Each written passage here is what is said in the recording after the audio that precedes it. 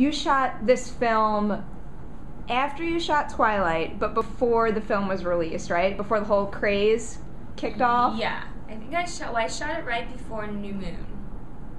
Before we started filming New Moon. I think we started filming New Moon before Twilight came out, so yeah, that sounds right.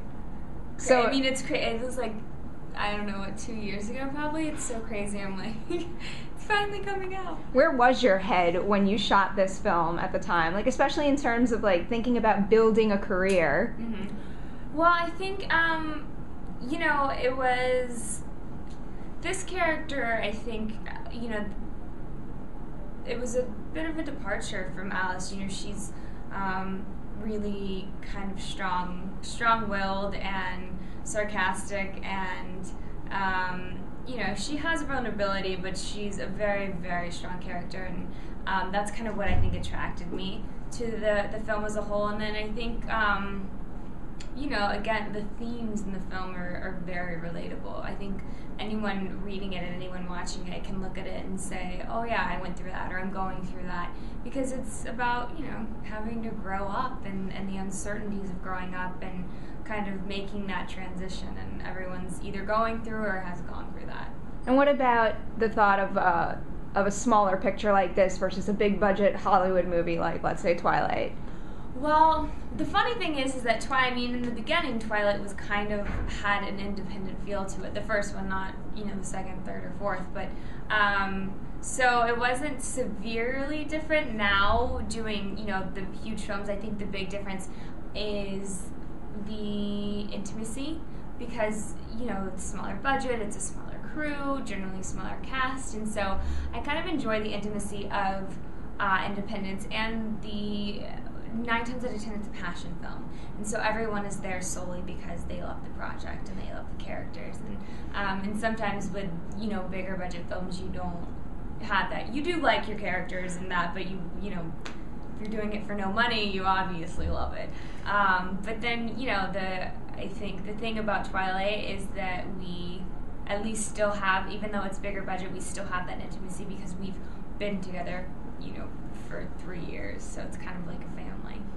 And I hear you had a nice little family on this set too. I spoke to Heath a few weeks ago, and he just said he was kind of like, I don't know, almost like the Papa Bear of the cast. Yeah. So you guys got along really well? Definitely. No, which was really great. It's always nice to get along with the cast. And he was kind of like that bigger brother, and I still do, you know, run into him and see him and talk to him, and he was, I don't know, he's the greatest, and he's just very charismatic, that one, and it was always just like, hey, how you doing? Come over, I'm cooking dinner, and we would all kind of hang out. And same thing with, like, you know, Shiloh too. We instantly hit it off, and you know, I think the first day we all got there, we went water skiing, and it was all kind of like a bonding experience, and so it was a very cool thing. And I think that makes it that much more rewarding to finally see this kind of baby that we all bonded over and worked on so hard finally kind of surface. And what was the audition process like for that? Did you get to work with any of them when you were going for the part? Yeah, I chemistry read with Shiloh, actually. And it's just so funny because I think you just always know whenever you can meet, you know, a couple different guys and girls, and they mix and match you. And, you know, when we met and we read together, it was just kind of very organic and simple and easy. And I was kind of like, oh my God, I hope they cast that guy. And I hope they cast me. And they ended up casting both of us. So it worked out. Works out well that way. And how do you prepare for something like this? Because you weren't around in '83. Did you have to do a lot of research? You know what's so funny is I didn't really do that much research. I mean, I talked to my mom a little bit because it's so funny, I was a spitting image of my mother in this film. That's what she looked like in the 80s, and so that was kind of cool.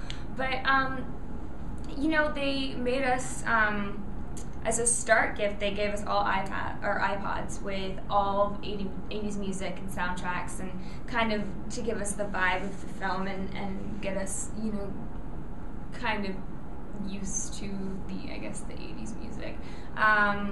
But besides that, I didn't feel the need to like really go in and research it, because I felt like the film, although set in the 80s, you know, again, the themes are so universal, and they're, you know, I think they're timeless, and everyone goes through love and heartbreak and loss and, you know, uncertainty and you know, adolescence to adulthood and having to adapt and change and, you know, figuring out if you want to stay in a small town or if you want to adventure out. And so I think you know, I was kind of like, oh, I understand this, I get this. Well, speaking of all those different elements, that's what this movie has. It's got a lot of the fun scenes, but then it's got some pretty dramatic and intense moments. Yeah. So, did you find one or the other more difficult to get done? Yeah, I mean, the fun scenes were, you know, a lot of the stuff you see the montages of us just like dancing and goofing off, and we really were just having a blast on set and kind of letting loose, and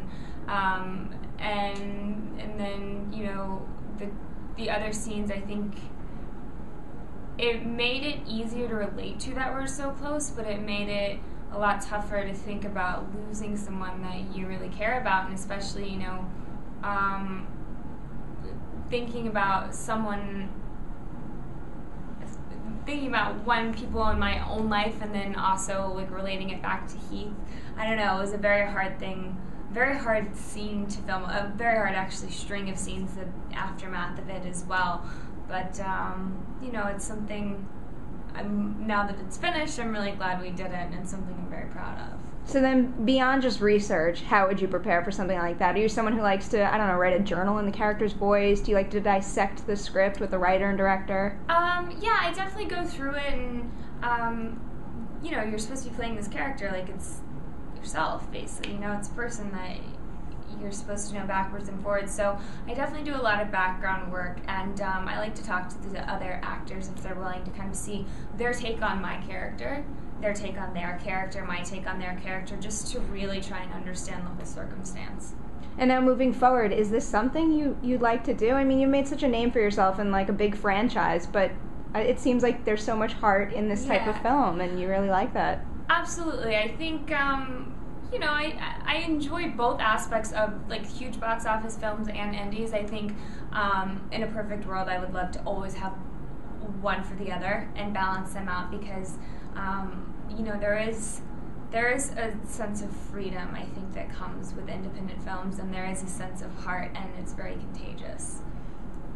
And, of course, Twilight. You're filming now. You're filming part 2 now, right? We're filming Breaking Dawn, which is going to be movie 4 and 5, but we're not splitting them into 2 films, so it's kind of, you know, scenes from part 1, scenes from part 2. Oh, wow. All meshed in together. How is that? That's another, like, blessing with indie films is, I mean, actually not really, because you don't always get to shoot in order, but I feel like it'd be more likely there than... Yeah, this one, I mean, at least I will say with this, because I was wondering how that was going to turn out, shooting 2 movies at once and not going chronologically.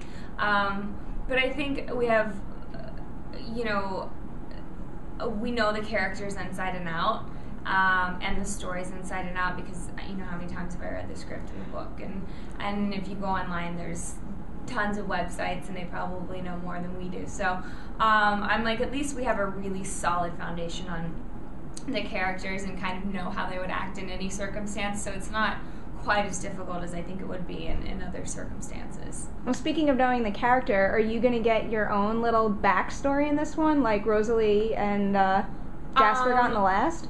I don't get a backstory in this one. I don't. Maybe, I don't know, maybe we'll throw it in there, but no. No, you don't. I think at least, I mean, the one thing that makes it completely okay for me is that I know that all the fans kind of know where Alice came from. They know her backstory. But yeah, it just didn't really fit into the scripts that had been written. And now how is it just working on Breaking Dawn as compared to the other 3? Is there any, I don't know, any key element that's making this different in a way from the others? It's, well, I think this one's definitely that kind of bittersweet thing, because we do know that it's coming to an end, although, you know, we'll still have 2 years of press tours and releases, so at least we're going to be able to see each other. But, you know, there's something, I think, very satisfying in being able to finish out a franchise. You know, that we have these fans that are so, you know, passionate and still so excited and supportive. You know, not everyone gets to say, like, yeah, we started a franchise and we finished it. So that's really exciting, and I think working with Bill Condon is is really a privilege and really a treat because he's just absolutely wonderful. And I think he's an incredible director, and so that's been really cool.